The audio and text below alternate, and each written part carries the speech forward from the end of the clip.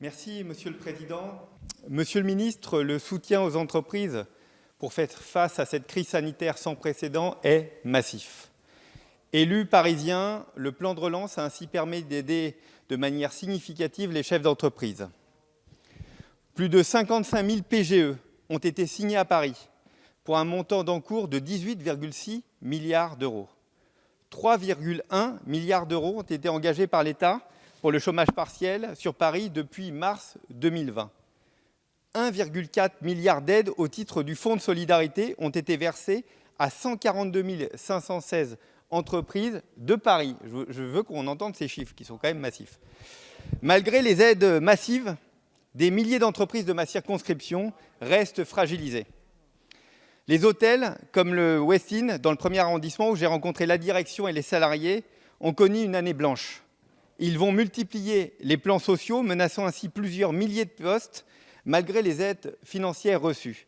En effet, pas de retour à la normale avant 2024. Autre exemple concernant les parcs de stationnement à Paris, dont l'activité en partie est liée à ces hôtels.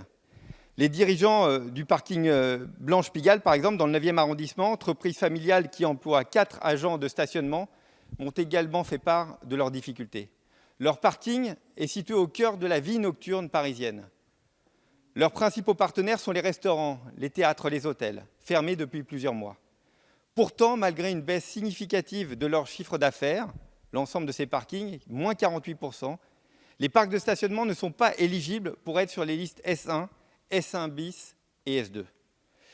Monsieur le ministre, je salue les évolutions du Fonds de solidarité, dont vous venez de parler, entre autres pour les discothèques. Mais au vu de cette situation exposée, est-il possible de poursuivre l'adaptation quant aux critères d'éligibilité, voire de les rendre rétroactifs sous conditions, afin de permettre à ces entreprises qui ont investi à Paris de poursuivre leur activité au sorti de la crise?